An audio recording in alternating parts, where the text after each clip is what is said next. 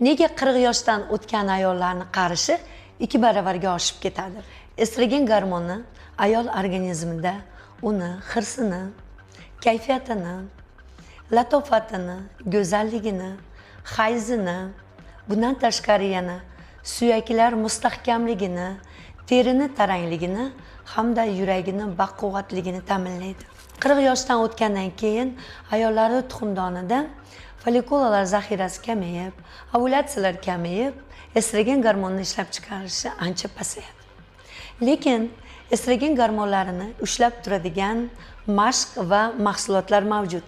Buning uchun biz birinchi navbatda to'g'ri ovqatlanish, to'g'ri rejim, uyquni rostlash, stressni kamaytirish va quyidagi mahsulotlarni qabul qilish kerak. Birinchi navbatda har kuni oqsil iste'mol qilish kerak.